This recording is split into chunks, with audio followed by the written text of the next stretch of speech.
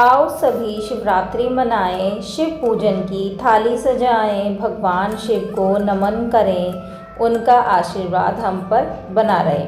जय श्री कृष्णा दोस्तों, राधे राधे। आप सभी का हमारे चैनल भक्ति ब्लिस में फिर से हार्दिक स्वागत है। आज हम आपके लिए लेकर आए हैं महाशिवरात्रि की सही जानकारी एवं उसकी कथा। तो अंत तक हमारे साथ बने रहिए। तो चलिए शुरू करते हैं। साल की 24 शिवरात्रि में सबसे प्रमुख होती है महाशिवरात्रि। यह पर्व भगवान शिव को समर्पित है। ऐसा कहा जाता है इस दिन भगवान शिव और माता पार्वती का विवाह हुआ था। इस दिन से पहले सप्ताह में विभिन्न मंदिरों में भगवान की विवाह की रस्में शुरू हो जाती हैं। हल्दी मेहंदी से लेकर महाशिवरात्रि के दिन भगवान की बारात निकाली जाती है। इस साल महाशिवरात्रि का पर्व 26 फरवरी को मनाया जाएगा। इसी दिन लोग महाशिवरात्रि का व्रत रख सकते हैं तथा महाशिवरात्रि के व्रत का पारण अगले दिन यानी 27 फरवरी को किया जाएगा। शाम को फलाहार आदि कर सकते हैं। जो लोग 4 पहर पूजा करते हैं वो भी अगले दिन पारण करेंगे। महाशिवरात्रि व्रत में शिवरात्रि व्रत की कथा का पाठ करना बहुत ही शुभ फलदायी बताया गया है। शिव पुराण में भी इस व्रत की महिमा बताई गई है। शिव पुराण के अनुसार जाने अनजाने में भी जो मनुष्य और जीव महाशिवरात्रि का व्रत कर लेता है वह शिव कृपा का भागी बन जाता है और उसे यमराज के दूत भी दूर रहते हैं। इसलिए महाशिवरात्रि के व्रत में शिव भक्तों को महाशिवरात्रि की इस कथा का पाठ करना चाहिए तथा सुनना चाहिए। तो आइए शुरू करते हैं महाशिवरात्रि व्रत कथा। पूर्व काल की बात है। चित्रभानु नामक एक शिकारी था। वह शिकार करके अपने परिवार का पालन पोषण करता था। उस शिकारी पर साहूकार का काफ़ी कर्ज था, लेकिन वह उसका कर्ज समय पर नहीं चुका पाया। फिर साहूकार ने शिकारी को शिव मठ में बंदी बना लिया। जिस दिन उसे बंदी बनाया गया उस दिन शिवरात्रि थी। चतुर्दशी के दिन उसने शिवरात्रि व्रत की कथा सुनी और शाम होते ही साहूकार ने उसे अपने पास बुलाया और ऋण चुकाने के बारे में कहा। उसके बाद वह फिर शिकारी की खोज में निकला। बंदी गृह में रहने के कारण वह बहुत भूखा था। शिकार की तलाश में वह बहुत दूर निकल आया। अंधेरा होने पर उसने जंगल में ही रात बिताने का फैसला किया और एक पेड़ पर चढ़ गया। उस पेड़ के नीचे शिवलिंग था जो बेलपत्र के पत्तों से ढका हुआ था। शिकारी को उसके बारे में जानकारी नहीं थी। पेड़ पर चढ़ते ही समय उसने जो टहनियाँ तोड़ी वह शिवलिंग पर गिरती रहीं। इस तरह से भूखे प्यासे रहकर शिकारी का शिवरात्रि का व्रत हो गया और शिवलिंग पर बेलपत्र भी चढ़ गया। रात के समय एक हिरणी पानी पीने तालाब पर आई। शिकारी जैसे ही उसका शिकार करने जा रहा था, हिरणी बोली, मैं गर्भवती हूँ, शीघ्र ही प्रसव करूँगी। तुम एक साथ 2 जीवों की हत्या करोगे।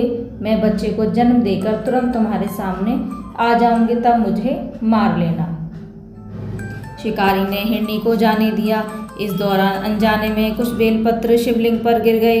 इस तरह जाने अनजाने उसने प्रथम पहर की पूजा भी संपन्न कर ली। कुछ देर बाद एक हिरणी उधर से निकली। जैसे ही शिकारी उसे मारने के लिए धनुष बाण चढ़ाया तो हिरणी ने विनम्रतापूर्वक निवेदन किया कि हे शिकारी, मैं थोड़ी देर पहले ही ऋतु से निवृत्त हुई हूँ, कामातुर विरहिणी हूँ, अपने प्रिय की तलाश में हूँ। अपने पति से मिलकर मैं तुम्हारे पास आ जाऊंगी। शिकारी ने उसे भी जाने दिया। रात का आखिरी पहर बीत रहा था, तब भी कुछ बेलपत्र शिवलिंग पर जा गिरे। ऐसे में शिकारी ने अनजाने में ही अंतिम प्रहर की पूजा भी कर ली। इस दौरान वहाँ एक हिरणी अपने बच्चों के साथ आई। उसने भी शिकारी से निवेदन किया और शिकारी ने उसे भी जाने दिया। इसके बाद शिकारी के सामने एक हिरण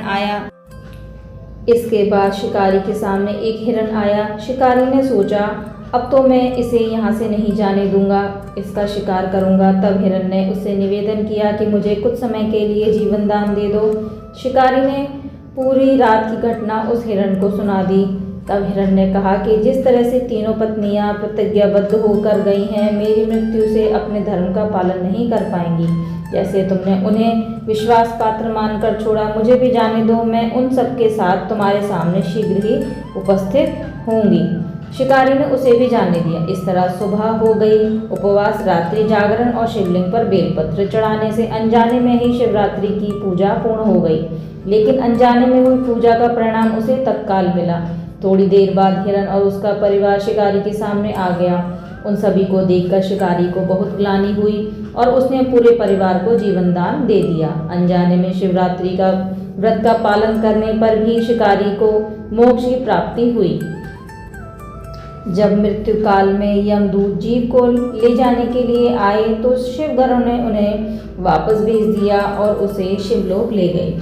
शिव जी की कृपा से चित्रभानु अपने पिछले जन्म को याद रख पाए। शिवरात्रि के महत्व को जानकर उनका अगले जन्म में भी पालन कर पाए। तो दोस्तों, यह थी शिवरात्रि पर सुनी जाने वाली पौराणिक कथा। आगे हम जान लेते हैं शिवरात्रि के व्रत में हमें क्या क्या नियम अपनाने चाहिए। महाशिवरात्रि के दिन व्रत रखने वाले लोगों को लहसुन प्याज का सेवन नहीं करना चाहिए। इस दिन सफ़ेद नमक का भी सेवन नहीं करना चाहिए। महाशिवरात्रि व्रत के दौरान अनाज जैसे चावल, गेहूं, जौ, बाजरा, मक्का, मूंगफली, चना, राजमा, मटर आदि चीज़ों से दूर रहना चाहिए तथा व्रत में मांस, मदिरा का सेवन ना करें तथा झूठ भी नहीं बोलना चाहिए। तो यह थी महाशिवरात्रि व्रत कथा। यदि यह कथा आपको पसंद आई हो तो अपने फैमिली फ्रेंड्स के साथ ज़रूर शेयर करें और हाँ, हमें सब्सक्राइब करना ना भूलें। मैं मिलती हूँ आपको अगली वीडियो में अगली कथा के साथ। तब तक के लिए राधे राधे। भगवान शिव आप पर अपनी कृपा हमेशा बनाए रखें।